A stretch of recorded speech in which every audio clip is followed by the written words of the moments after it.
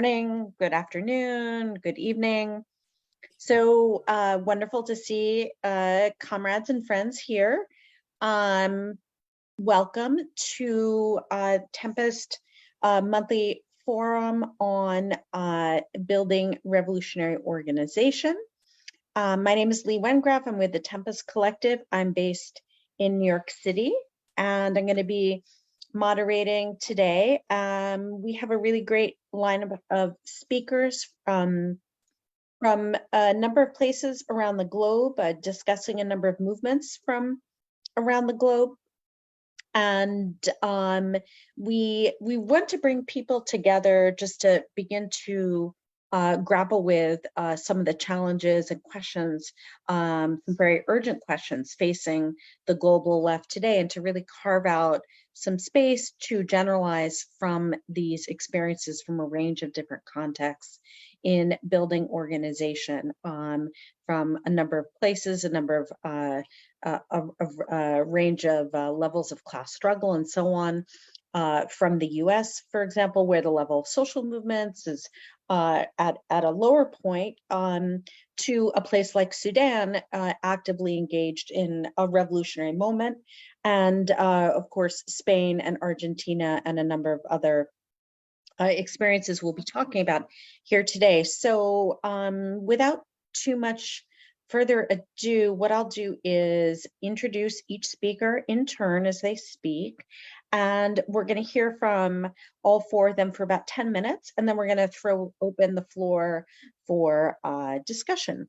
So just to jump in, the first speaker is Luis Meñers. He is a socialist activist and sociologist from Argentina, currently here living in New York City. I don't want to say here because, well, just so you know, I'm here in New York City, a member of the Tempest Collective and the Movimiento Socialista de Trabajadores, the MST, and the Argentinian section of the ISL. So again, we'll hear from Luis for about 10 minutes. Luis, take it away, please. Okay, thank you very much, Lee. Thank you very much to all the comrades and for this opportunity to share some of the experiences that I hope will contribute to the debates that are going on here and in different parts of the world. As Lee said, I'm a member of Tempest and also of the MST in Argentina, and I'm going to try to build on some of the experiences and debates that we had and have in Argentina, but trying to build bridges to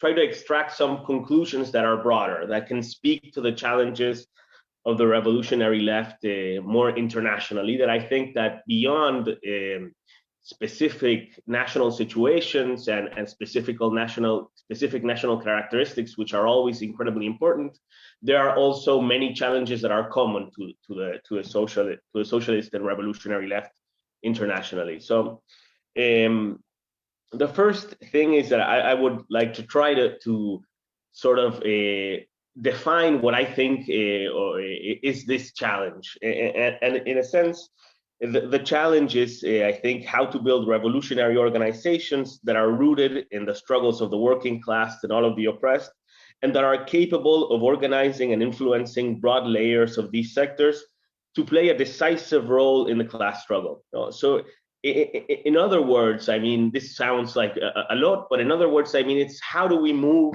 from smaller propaganda organizations that were basically organized around an ideological coherence? How do we move from that when the situation changes internationally or nationally? How do we move? The challenge is to move from those organizations to organizations that can have a broader influence and can have a broader impact in the political situation in each of the countries, and how can we organize thousands that radicalize in certain moments, right? Of course, this does not happen all the time, but I think that one of the common elements of the challenges of the revolutionary left is that when this has happened, I mean, when the situation has opened up for our ideas, when fractions of the working class and of the mass movements have turned to the left, many of our organizations have not been up to the challenge of meeting this moment. And I think that this step from a propaganda organization to a broader a revolutionary organization that can do these tasks, I think this is a common element, and I'm going to try to refer to it from the experience in Argentina.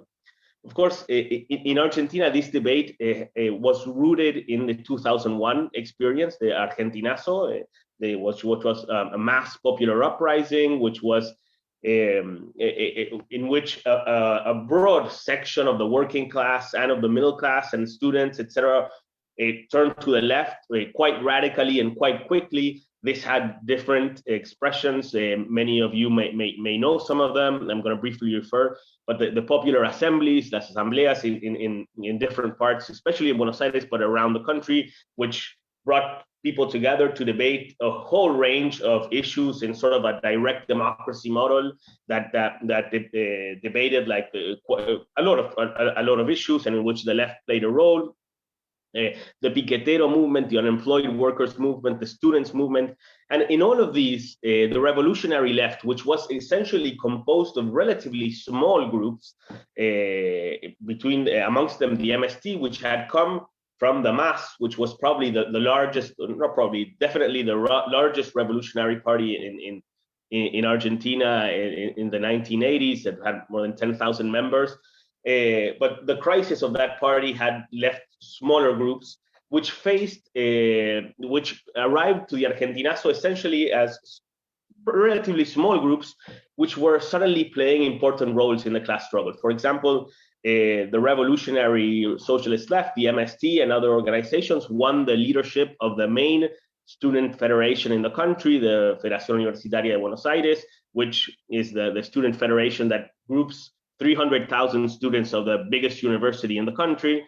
The left won a decisive influence in several unions, and all of this from being relatively small groups. So the question is, from that situation, when there was a mass turn to the left, why could we, even when we played a role, and even when we managed to have even electoral influence, etc., why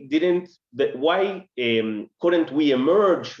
Couldn't the revolutionary left emerge from that process as with a mass-based party, or something, a broad vanguard party, or something that could bring in to the organization thousands and thousands of people that were radicalizing? So in a moment in which we went from the 90s, which were extremely hostile for the revolutionary left in Argentina and in many parts of the world, to a situation in which there was an opening for the revolutionary left, we did grow out of that, of course, but we did not live up to the moment in a certain sense. And this allowed for the recomposition of the political regime after the 2001 with Kirchnerism and the story that probably many of all you know. So the issue is what conclusions did we start debating in the MST from that process, and what some of them I think can be applied more broadly. One of the main issues was, how do we relate to a broader radicalizing layers that are not necessarily coming from the same place politically that we come from? I mean, when people radicalize, they're not coming from Trotskyism or from revolutionary Marxism. They're coming from very varied different places. And of course, this is also there was also part of the experience that many people did with Stalinist parties so there was certain hostility towards the revolutionary left. So how could we overcome this? And one of the main aspects that we debated is that the need to broaden the democratic aspects of democratic centralism in our organizations, to be as democratic as possible, to be able to incorporate layers of these to be able to incorporate these new experiences that were happening. So in 2006, for example, the MST reformed the internal statutes of the party to try to move in this sense. And this is one of the aspects. I mean, the need to move away from a model of revolutionary organization that in certain senses was inherited from Stalinism in many ways. I mean, this idea of having to have absolute, complete political unity and bureaucratic centralism, etc., in order to build organizations. And this also spoke to international experiences that had to do with a period in which the revolutionary socialist left was in a very small minority, in a very hostile environment in different parts of the world. And we were trying to, and in those places, in those moments, it was very important sort of to keep the flame alive, to keep the ideas alive, to build this, to keep alive the ideas of revolutionary socialism against currents of socialism from above and different expressions which were sort of more on the rise. So this evolved into certain defensive modes of organization in which any small difference led to a rupture within the organizations. Comrade, 2 more minutes. Yes, perfect. Thank you very much.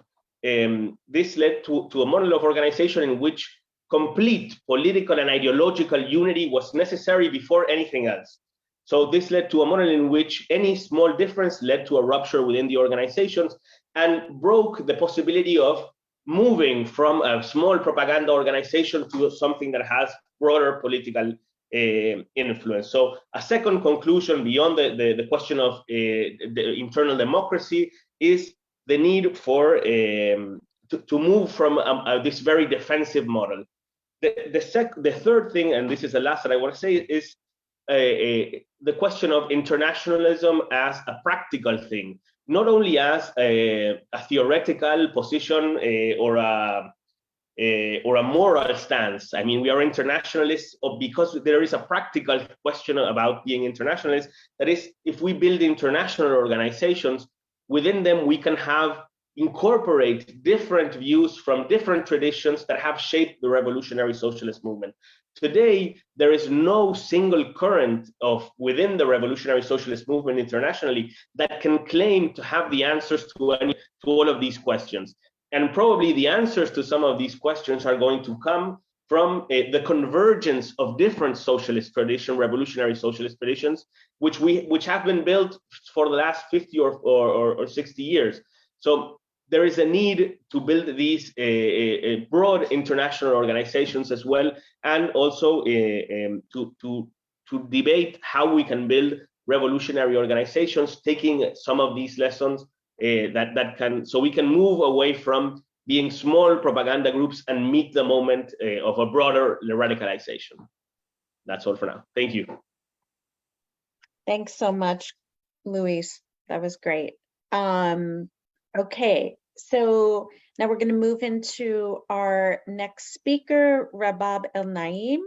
Rabab is the former spokesperson for the Sudanese Workers Alliance for the Restoration of Trade Unions and the co-founder of the Ta-Marbouta podcast. So very happy to have you here, Rabab. Go ahead. Thank you, Lee, and thank you, Luis. I have to start, as always, by giving glory to the martyrs of Sudan and long live the struggle for the people of Sudan. It's exciting to be in the left in Sudan right now, and it's also most challenging and sometimes very frustrating. And to explain what I mean by this statement, I need to go a little bit in the history, maybe up to like 2010, for example. So around 2013, we had, we can say, a first wave of the revolution. Within the span of 3 days, we've lost around 200 people killed in the street of Khartoum and other cities around Sudan. And ever since, I think we've seen different strains of a second wave for the revolution in Sudan in terms of building revolutionary organization. We've seen a lot of organization that is based on a youth or a younger age population, and that is trying to break away from older, maybe political parties within Sudan. But at the same time, that was not, the way I see it, it was not an initiative, it was actually a reaction, an expression of frustration, an expression of the absence of a political will, seeing all the condition of the revolution basically ready and no action for revolution.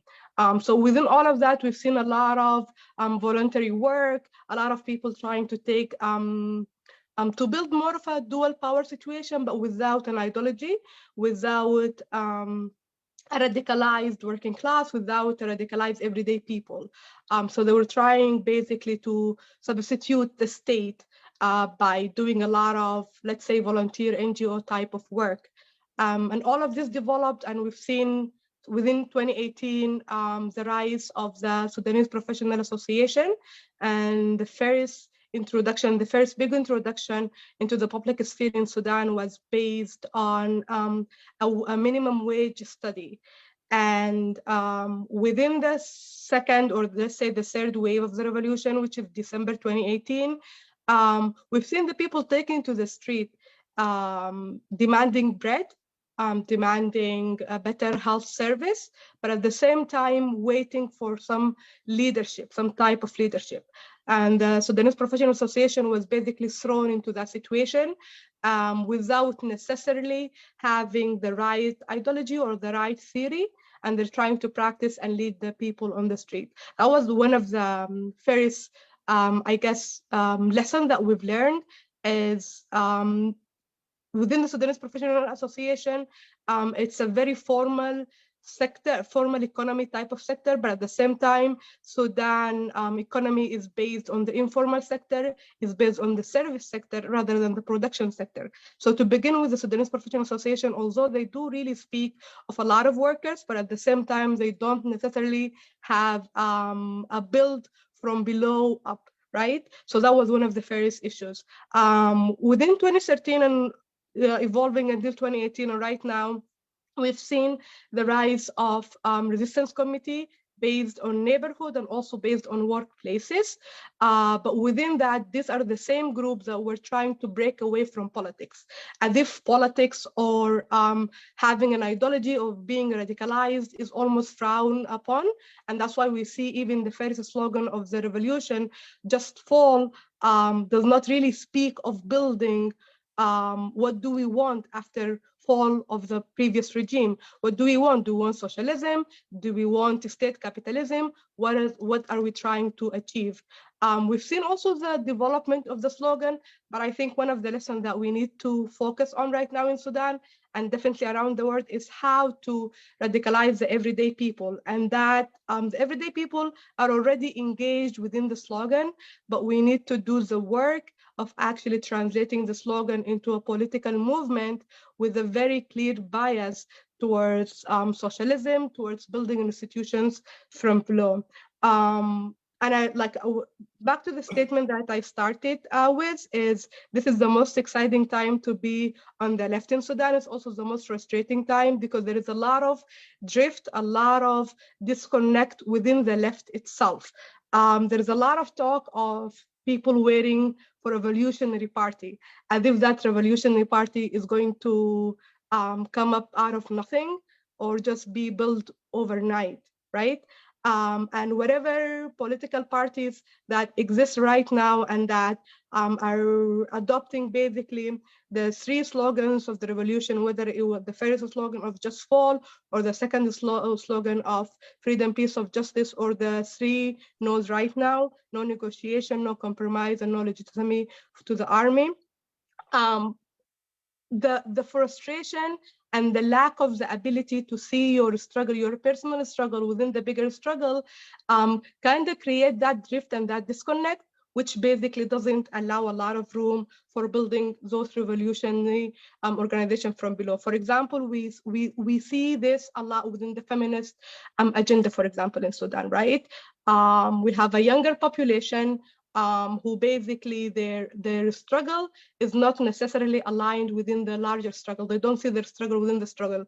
So we are at the risk of basically recreating the same mistake that happened in 2013, which is in a state of actually trying to radicalize based on a very clear ideology. The everyday people, we're trying to build so many organizations which will create a big disconnect within the left and lead nowhere. So I think that is one of the issues is some people think we already have a revolutionary party. Some people think that no, this party is not revolutionary enough, but at the same time, they're not necessarily working to radicalize the party itself or building other alternative, right? Because maybe you don't want to work within that party, but you can build your own alternative. if that is the issue. But I think we are basically having a lot of struggles within the struggle. And the way forward, the lesson that I can say from the 3+ years of the Sudanese revolution right now is whenever we come up with slogan, whenever those slogans are actually adopted and they became a base for the daily life, we need to do the work of actually radicalizing those slogans. So what do we mean by freedom, peace, and justice? What does that mean in terms of economical policies? Are we going to break away from neoliberal policies? Does that transfer into freedom? What is peace? Do we build peace from above, or do we build peace from below by redistribution of wealth and power to different areas within Sudan? What do we mean by justice? Is justice sustainable without having peace and freedom? And so like whenever someone is taking to the street and actually chanting the slogan of freedom, peace, and justice, that person has their own radical agenda for how we are going to basically come with this freedom, peace, and justice. And once we do that, sorry, go ahead, Lee. Oh, I was gonna say 2 minutes, comrade. Thank you.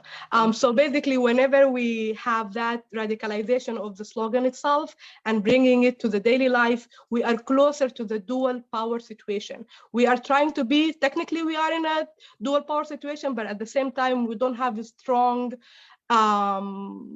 revolution organization built from below.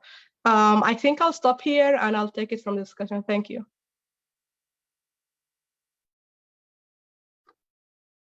Thank you so much, comrade. Much appreciated.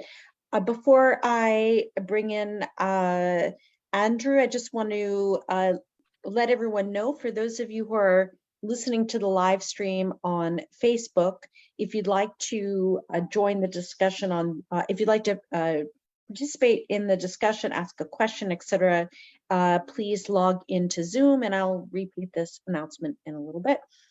Okay, so next up is Andreu Coll, who is an Anticapitalistas militant in the Spanish state, a member of the FI Bureau, a contributor to Viento Sur, and founder of Sylone Editorial, and a history teacher.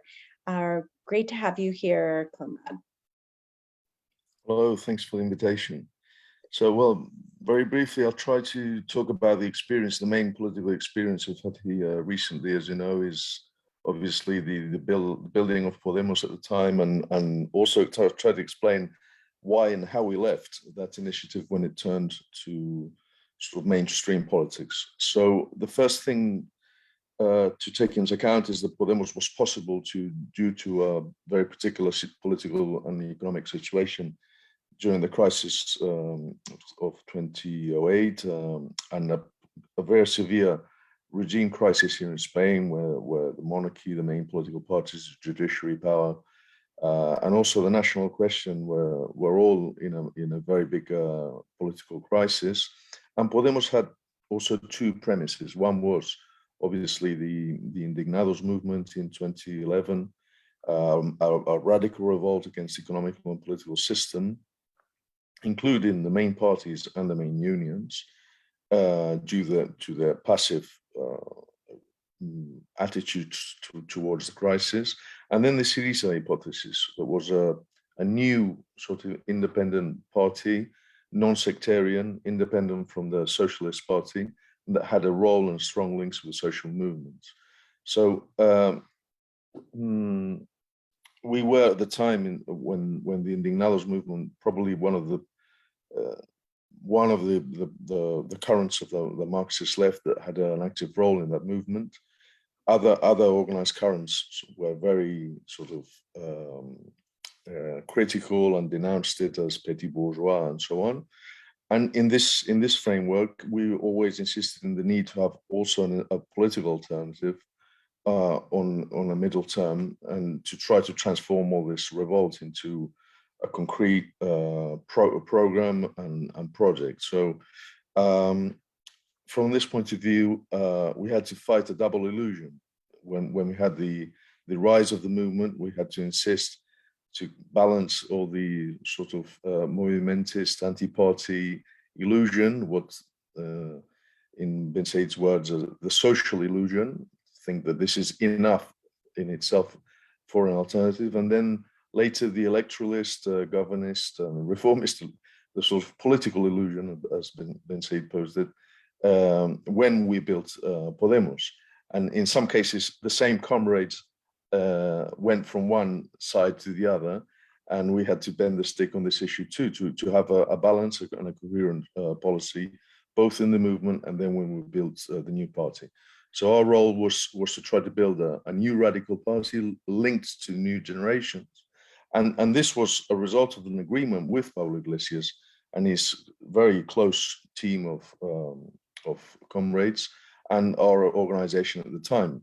Although if they later presented this as we had an interest attitude, which was false, we launched the initiative with them. So we were part of the building of Podemos from the start. So the main problem of Podemos was that once they met the conflict with the system, with the media, with the establishment, they had a very moderate attitude and defensive attitude, and they didn't benefit from the strong political crisis that allowed us to build an alternative common sense, breaking with all the neoliberal prejudices and so on that were very rooted in society until the time. And unfortunately, this moderate turn towards the right allowed other parties such as Ciudadanos to develop, to balance the appearance of Podemos, emptying any critique of neoliberal order and so on. So I think that one of the main critiques we did at the time was this theorization of Podemos as an electoral war machine, as both Errejón and Pablo Iglesias developed at the time, and they also posed the question as a false opposition between new politics and old politics.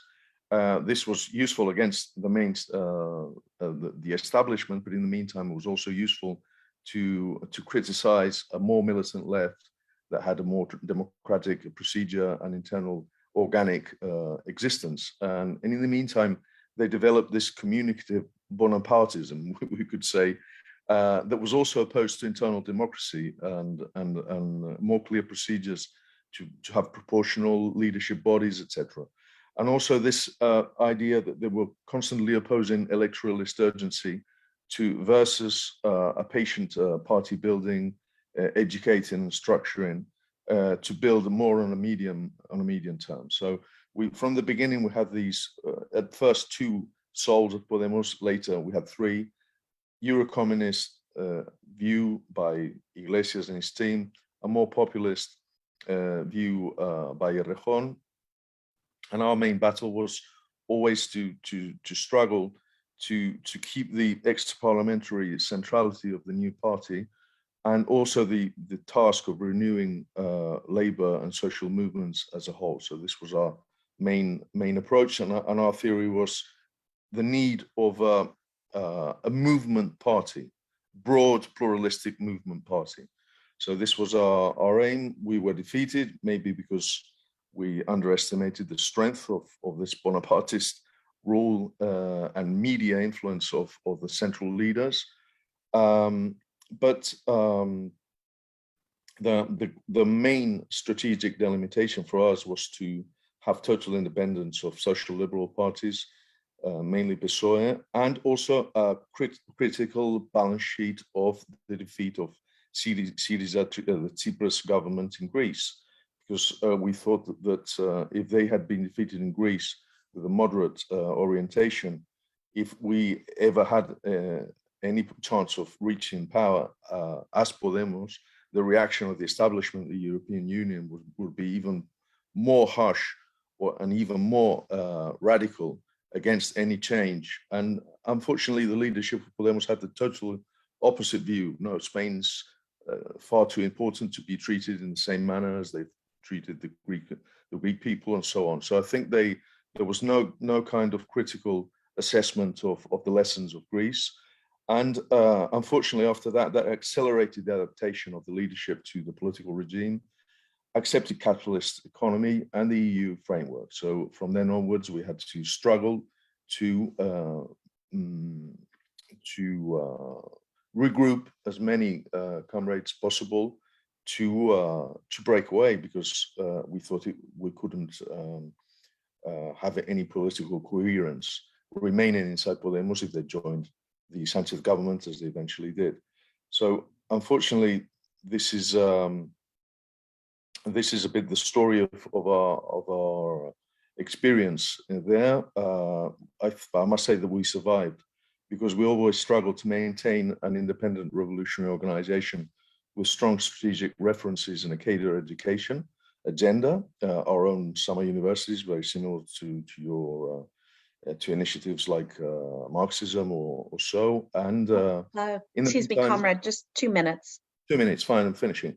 And in the meantime, we were able to address many new activists, and that probably didn't share our political background, but were able to understand our critiques that were always concrete, on concrete choices, concrete orientations, but never abstract or ideological in the worst sense of the term. So nowadays, although we were defeated in Podemos, obviously, nevertheless, Anticapitalistas is a stronger party, with a stronger, renewed leadership that has been able to integrate all these lessons of and our own mistakes in Podemos. We're stronger rooted. We have some comrades with an important mass influence, even in the media, especially Miguel Urbán, Teresa Rodriguez, or Kichi, the mayor of Cádiz. And I think we have the means to be able to have a real electoral capability going further than propaganda campaigns in the following electoral initiatives. So the main tasks now and main axes of intervention of Anticapitalistas are to improve our labor militancy in new struggles, and campaigns around pensions, salaries, and against inflation, and finally to relaunch our feminist and youth activity. Thanks.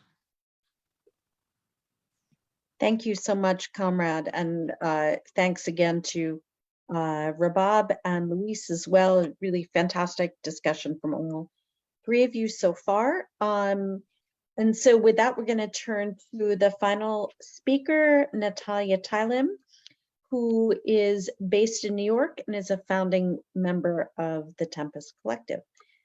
Thanks, Natalia. Go ahead, please. Thanks, Lee. I want to thank the other panelists. I thought those were fantastic presentations. I'm looking forward to the discussion and to continuing this. So I'm going to talk about the US, and in the US, I'm going to use kind of the experience and some of the perspectives of the Tempest Collective to kind of inform some of my points. And I think in the US, there's kind of a need just to reassert a baseline argument about the need for revolutionary organization. And to clarify that needing revolutionary organization doesn't mean you do that instead of the work you're part of in movements, in unions, at the workplace, in broad tent political formations, but that it's a necessary precondition of the work that we do if we want this broader organizing to be able to build towards a socialist project, to be able to build towards independent class power, and to be able to build towards an end to this world system that's driven by the imperatives of the market, that's driving humanity and the earth itself to the precipice. And I feel like maybe this sounds like a very basic starting point, but in the last number of years in the US, I've seen how necessary it is just to clarify and assert very basic principles. Horizons matter. And I think some of the horizons on the US left have become very limited in the last several years, but horizons actually express themselves in day-to-day political work. And we urgently need more organized democratic spaces that bring together comrades who share a general base of politics so that we can debate perspective, strategy, and tactics. This is necessary to win people to those politics, perspectives, and strategies, but it's also the only way we can effectively be involved in this urgent, broader work that's going on all around us. And every one of us needs to find a way to be involved in organizing everywhere we are. The Tempest Collective sees ourselves as a product of the weaknesses and inroads that the last generation of the revolutionary left faced. And I think Luis in particular spoke to some similar dynamics. But this expressed itself very clearly in the failure of smaller revolutionary socialist organizations to relate to and be part of the radicalization. We are a product of the explosive political openings that exist in the period since the world financial crisis of 2008. And I think it's really important that we're, grappling on this panel. This is not simply a contingent set of happenings in the United States based on who the presidential candidates were over the last 2 election cycles. It's an international phenomenon. At the founding of the Tempest Collective in the summer of 2020, most of our membership came either from the socialist organization, the ISO, the International Socialist Organization, which collapsed in 2019, or from the organization Solidarity. 2 years later, about half our membership don't come from those organizations. A lot of the newer members have politicized more recently, either through DSA, through the George Floyd uprising, and more recent touch points of struggles. Those of us who come from the ISO and Solidarity have a lot to say about our experience in the revolutionary left and the lessons and assessments we've taken from that, and probably some differing things to say between us as well. But I will say it's been challenging to develop that into a shared assessment of the lessons. It's also been challenging to bring those experiences together with newer members who don't share that same history or the same language that we've all kind of, been trained in or developed in. I do think that we're finally beginning the process of being able to develop a more collective balance sheet of these things. We're only at the start of this process, but I do think there's a general consensus in Tempest that whatever the factors were involved in the life, or in one case, the collapse of our former organizations, there's something really, really important that's happening more generally internationally in terms of the radicalization and the polarization of society. We launched our website, tempestmag.org, in early August of 2020. So this was, the COVID pandemic had already killed 150,000 people. The murder of George Floyd had just unleashed 2 months of historic multiracial, anti-racist rebellion. There were 20 million people in the streets that summer in defense of Black bodies and with openly abolitionist horizons. We saw the natural disaster of COVID and the George Floyd rebellion as the most recent examples of this international multi-sided crisis and the expression of it in the US. These followed the mass electoral expression with Bernie Sanders, the election of Donald Trump, the important but episodic rise of labor struggles, both wins and losses. But we didn't see these in Tempest as being a US-specific phenomenon.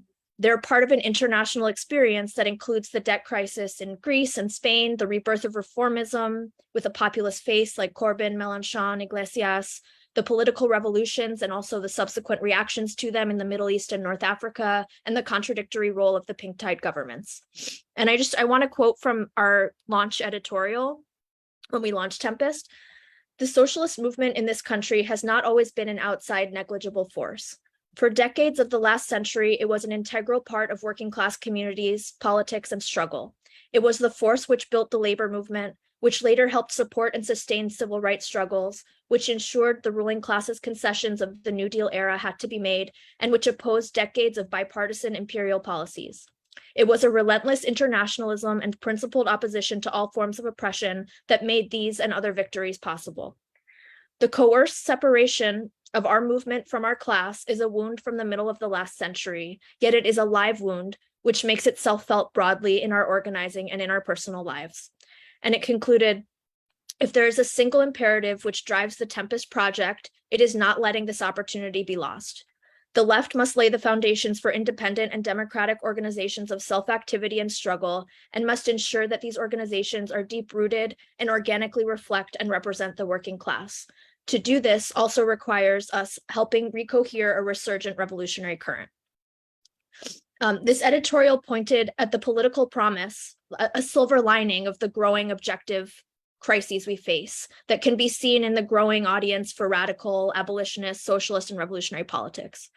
It also points towards an issue that is, has followed us most of our political lives, probably all of ours, that the left has faced in this country for decades, the historic weakness of a class-conscious layer of fighters, some call this the militant minority, who can be won to socialist politics and outlooks, which would facilitate the development of a strong, politically independent organization of the working class and the oppressed. Without such a layer and without such organizations, it's hard to imagine the type of sustained struggle that can overthrow the rule of capital. Socialists in the US have not figured out how to meet the challenge of the impasse. Not only that, but the organizational expressions of the last generation of revolutionaries who attempted to do so have also left much to be desired. In country after country, revolutionary organizations have split, the forces of the revolutionary left have weakened, and organizational crises have been a dynamic that are not just about individual organizations or individual countries. And I want to lay out just 3 things that I think are relevant lessons that we need to build more discussion on. These are issues that have often proven existential for organizations. And I want to note that all of these were underlined by weaknesses in organizational form that developed in periods of low-level defensive struggle that then became a detriment in our ability to relate to the radicalization that was unleashed after the 2008 financial crisis. This echoes some of what Luis was also saying. Comrade, about 2 minutes. Great, perfect. So, and I want to be clear, I'm not talking about any specific organization. I'm kind of generalizing from some of the examples of the revolutionary left internationally. One, I think, is a misunderstanding of the Leninist tradition or what is meant by Leninism. I believe Leninism is a rich and adaptive political tradition, but it too often became defined as a fetishized organizational form, a bureaucratized democratic centralism. At heart, Leninism is defined by something most of us will probably find uncontroversial, that organizations should have democratic decision-making and centralized action. And this notion didn't start with Lenin. This is what came to define the Leninist tradition, but in a bizarro form, where unity of action too often gave way to an unhealthy and uncritical unity of thought. Number 2, is there's been a failure to fully grapple with and digest the dynamics around politics of gender, sexual violence, and social reproduction. Some of this is unresolved theoretical questions which came up during the 1970s feminist movement, but a lot of it, I think, is also new issues that have been brought to the fore because of the ways neoliberalism has produced revolutions, upheavals, movements in response to the heightened social reproductive burden and the growth of the right. And within our organizations, some of this was experienced as a political opening that was never fully digested within the organization as a whole, which made it much, much harder to actually address these issues around sexual violence within our organizations with a common framework when they came up, which they will come up, because it's not a if, it's a when. These are so embedded in society. For some other organizations, I think there's been an effort to reject the need for a reckoning with these questions at all, seeing them as kind of concessions to so-called identity politics.